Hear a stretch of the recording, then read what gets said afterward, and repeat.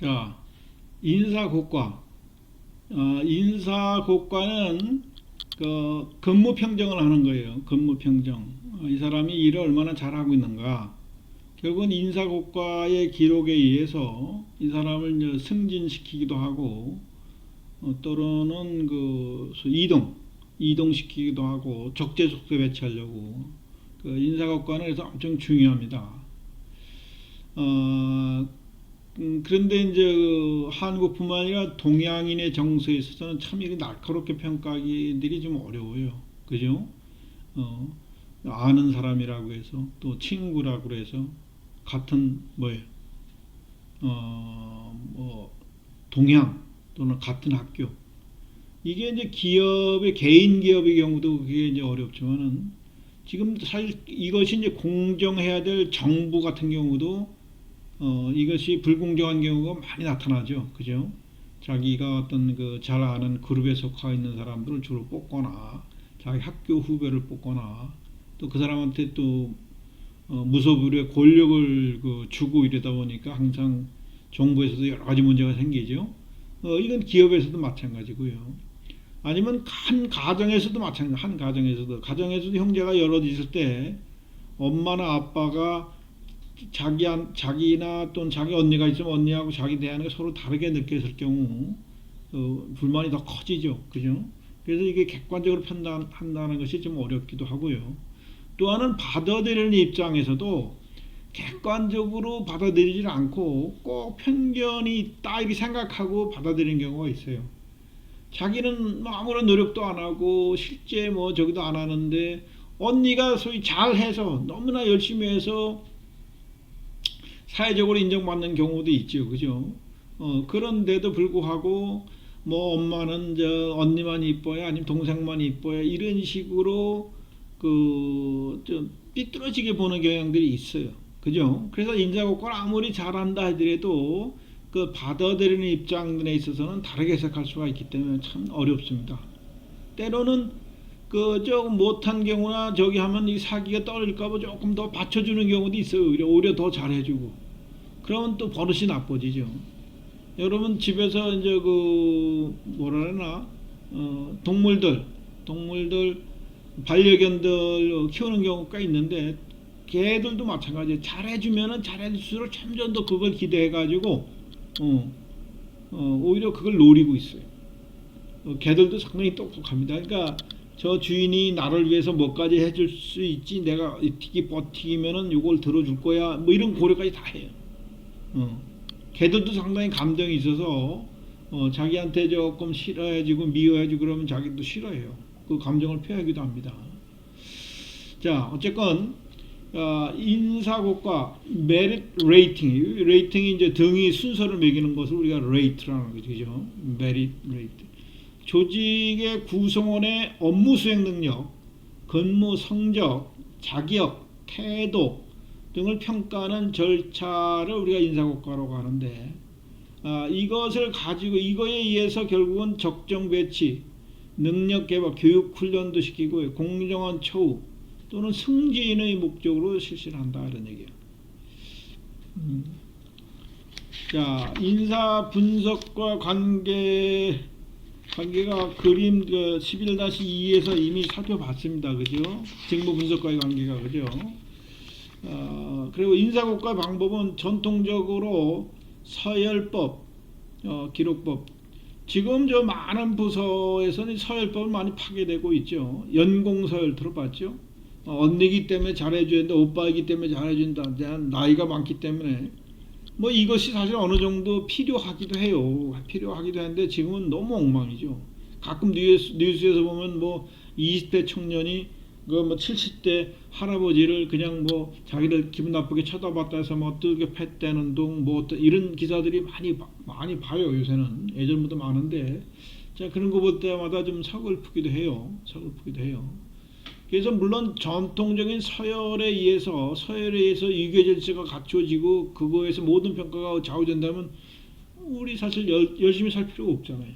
그래서 문제점이 있기 때문에 근대적인 방법, 최근에 와서는 주요 사건을 서술을 하고 또 자기 신고를 하고 또는 그 평가, 다면 평가도 이제 여러 사람의 평가를 받도록 하는, 하위자가 상위자가 하위자를 평가하는 것뿐만 아니라 하위자가 상위자도 평가할 수 있도록 해서 상호평가 또는 여럿이 같이 평가하면 이걸 다면평가하는 방법도 이용하고 있다는 거예요. 특히 다면평가 제도는 예전에 노무현 대통령 시절에 공무원 사회에서도 위에서 밑으로 무조건 하향 밑으로만 평가하는 것이 아니라 밑에서 위 상급자에 평가도 해야 공정해진다. 이것을 정부에서조차 도입하기도 했었습니다. 인사고과 시 주의할 점, 주관적 판단이 개입할 가능성이 있어서 이를 차단하는 것이 가장 중요합니다. 즉 학연이라든가 지연이라든가 어떤 지역, 그냥 경상도, 전라도 뭐 이런 얘기할 충청도 뭐 이런 얘기할 때 지연, 혈연, 우리 집안 사람, 우리 학교 출신, 우리나라 사회는 참 이게 너무 강해요. 이게 사실은 내가 이제 평소에 이런 어떤 모임에 가면 자주 하는 얘기인데, 좋은 일 할 때 이런 걸 찾아라. 좋은 일 할 때 꼭 뭐 해가지고 자기 이익 되는 거 하려고, 그건 나쁜 짓이죠. 그죠? 자기만의 이익을 위해서 이런 거 학연 지연 찾으면 이게 나쁜 것이고요. 사회 봉사를 하거나 좋은 일 할 때 학연 지연을 찾아서 하면은 이것도 학연 지연이 나쁜 관계는 아닐 거예요. 그죠? 그러나 오늘날 와서 이 점점 나빠지고 있는 것 같아요. 그래가지고 무슨 뭐 어디 서울대학교를 조금 더 등한시하게 하거나 뭐 옛날 경기도학교를 뭐 저기를 없애거나 뭐 이런 게 있었는데, 그렇다고 뭐 안 생깁니까? 예고 출신들의 모임이 있고, 그죠? 또 연고대로 갔더니 얘네들이 더 잘해요? 그렇지 않잖아요. 그죠? 그래서 이것에 의해서, 그러니까 내가 여기에 속하지 않을 때 문제점으로 드러나는 것이, 내가 권력을 잡고 힘이 있을 때 똑같은 짓거리를 하면 이건 더 나쁜 놈이죠, 사실은.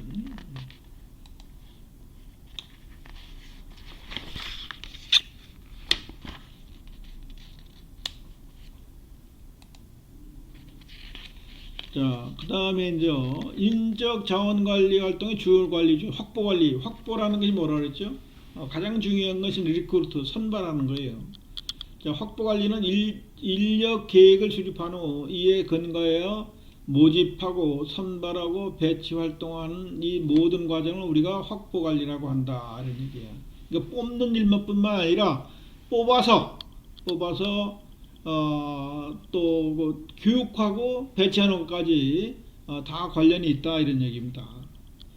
자, 인력 계획은 일단 그 수요를 분석해서 이건 여러 가지 요인들이 들어가겠죠. 내년 경기가 어떻게 할 거냐, 우리가 공장을 증설할 것이냐, 또는 판매처를 확대할 것이냐, 또 수출을 할 것이냐, 이런 의사결정이 이루어지면은 이거에서 이제 필요한 수요 인력이 나오겠죠. 그러면 공급, 그럼 여기서 필요한 사람들이 많은데 이만큼 부족하다, 이게 나오겠죠. 그죠? 그러면 이거는 뭐 공개 모집을 한다, 경력자를 모집한다, 신입사원을 모집을 한다, 뭐 이런 계획이 나올 것입니다. 그죠? 그래서 결국은 수요와 공급을 비교해서 만약에 수요보다 공급이 크다, 그러니까 이런 경우 어떻겠어요? 회사 규모를 축소하고 공장을 어디에 폐쇄하고 수출을 중단하고 이렇게 되면 이런 문제들이 생기겠죠. 그러면 이때는 어떤 문제가 생길까요? 조기 퇴직하거나 또 해고하거나 조업 단축시키는 방법을 찾아야 되겠죠. 만약에 이게 일치되면은, 수급 일치되면 정상적으로 잘 가는 것이겠고요. 그러나 이제 수요가 늘어났다, 이런 건 뭐 회사가 좀 커지고 있는 중이에요. 그죠? 그럴 때는 인력이 부족하게 되면 어떻게 모집해서 선발해가지고 배치할 것이냐 하는 과정이 확보 관리의 하나의 틀입니다.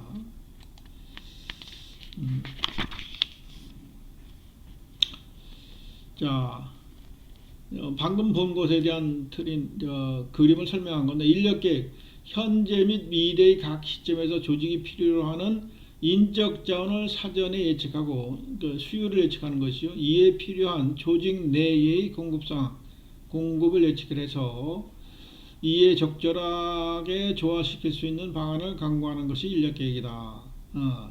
라는 것이 중요성. 기업이 특정 인력을 갑자기 필요한 때 적당한 사람을 찾기가 쉽지 않다. 그렇기 때문에 우리가 코로나 사태고 사실 경기가 좀 안 좋아도 매년 그 신입사원들을 큰 그룹사에서는 뽑고 있어요. 그죠? 그래서 얘네들을 회사에 뽑아놓고 1, 2년을 교육을 시켜야 비로소 회사에서 필요한 인재가 되기 때문에 경기가 안 좋아도 소실력들은 계속 뽑습니다. 그죠? 모집, 능력과 기술을 가진 인적 자원을 확보하기 위하여 인적 자원을 조직으로 유인하는 활동. 이게 뭐 여러 가지 직접적인 또는 간접적인 홍보를 많이 하기도 해요. 특히 간접적인 홍보 같은 경우에는 우리가 그 뉴스 매체나 아니면 TV를 보다 보면 뭐 어떤 특정 기업을 선전하는 게 아니라 무슨 그룹 차원에서의 이미지를 선전하는 광고들도 꽤 있죠. 그래서 이 자라는 세대, 집에서 TV 보는 사람들이 저 회사 괜찮은 회사 같은데 가고 싶은데 이런 생각이 들게끔 하려고 홍보한다는 얘기죠. 자, 모집에 있어서 또 중요한 내용 중에 하나가 우리 교재에서 보면은 교재 394쪽에 뭐 숫자로 본 경위에서 기업이 뽑고 싶은 신입사원의 유형 탑5를 추려봤더니 제일 중요한 것이 바른 생활이라는 거예요. 이것은 뭐 이 대기업뿐만 아니라 이런 조그마한 기업이나 또는 세무사 사무실 이런 데서도 다 마찬가지예요. 가장 중요한 실력이 아무리 있어도 소용없다 이게. 사람이 인간이 돼야 된다. 요새는 너무 인간성이 좀 잘못된 친구들이 너무나 많아요. 이게 이제 가정교육이 잘못돼서는 건데 이거는 뭐 크게 보면은 내 자식 선호도 하지만은 어려서부터 집에서 뭐 걸음마 뛰기선부터 모든 곳에 다 차도 데려가죠. 학교도 다 데려다 주죠. 데리고 오죠. 학원서 데려가고 데려오고 그러니까 자기를 그러다 보니까 자기가 성장과 자기가 왕자나 공주쯤 되는 걸로 알고 커요. 그러니까 이런 환경 속에서 큰 애들이 제3자를 어떻게 생각하겠어요? 그래서 무조건 내 위주고 그 협동해서 사는 방법 이런 걸 잘 몰라요. 그래서 태도가 좋고 예의 바른 학생을 제일 우선시한다. 물론 50%가 넘습니다. 여기 중요한 걸로 보면은 전문가형, 재갈공명형, 신입 2회차형, 무슨 뭐 일편단심형 여러 가지 뭐 특성들이 있는데 절대적으로 5가지 요인 중에서 그 중에서 무려 50% 이상을 뭐예요? 바른 태도를 가지고 성격이 좋은 애들을 나머지는 뭐예요? 회사에서 키워내서 가르칠 수도 있어요. 인성이 좋지 않으면은 요새 나도 이제 많은 그 세무사나 그 은행에 있는 사람들 얘기를 들어보면은 회사 잘 다니고 은행원인인데도 불구하고 은행원이면 지금 얼마나 좋습니까? 처우도 좋고 근무 여건도 좋은데 이 아침에 출퇴근하는 게 너무 힘들대요. 물론요 인천 사람들은요 서울까지 한 2시간씩 걸려 출퇴근하는 사람도 대부분이에요. 내 딸도 지금 30이 됐는데 인천서 회사까지 가려면 우리 1시간 반 걸려요. 인천서 지하철 타고. 그러나 그보다 더 악한 환경에서도 출퇴근하는 경우가 많이 있습니다. 그래서 근데 그동안 매년 집에서 뭐 차로다가 자가용으로 아니면 학원 버스를 이렇게 데려다주고 데려오고 그러니까 너무 먼 거예요. 심지어는 그 연수구 사는 애인데 계산동에 있는 뭐 모은행 지점에 다녔었는데 거기 이제 지점장 얘기가 어느 날 갑자기 얘가 안 나오더래요. 연락도 없고. 그래서 집으로 확인했더니 애가 자고 있대. 싫다고 이제 그러니까 잠도 부족하지. 뭐 인천은 그래도 출퇴근 환경이 좋은데도 불구하고 힘들어서 못 다니겠다고 그냥 버팅기고 그 좋은 직장을 버렸어요. 그런 일들까지 있으니까 참 소위 바른 생활, 성격, 인성 이런 게 엄청 중요해졌습니다. 어쨌건 이 모집을 통해서 응모된 지원자 중에서 조직이 필요한 사람을 찾는 거. 이게 사람이 많이 몰려와도 이 사람이 우리 회사에 참 능력이 있는 사람인지 아니면 들어왔다가 그냥 조금 있다가 도망가려면 이거 파악하기가 또 쉽지가 않아요. 그래서 예전 지금도 뭐 그런 데가 있겠지만은 아주 중요한 사람, 중역을 볼 때면 항상 그 옆에 그 점쟁이 같은 사람이 있어서 그걸 같이 보고 판단한다는 거 아니에요. 이 사람 내면 알기가 참 서류상으로 가지고 또 몇 마디 질문을 가지고 파악하기가 참 어려운 경우가 있거든요. 그래서 특히 이제 중요 보직자 이사급을 선정할 때는 아주 신중을 기해야 됩니다. 물론 우리가 말단 사원은 뭐 때로는 뭐 와서 키워내서 만들어낼 수도 있거든요. 그 다음에 이제 이게 선발이 되면은 소위 그 직무와 능력이 맞는 곳에 이제 잘 배치하는 것이 엄청 중요하겠죠. 요게 지금 내가 이제 설명했던 거죠.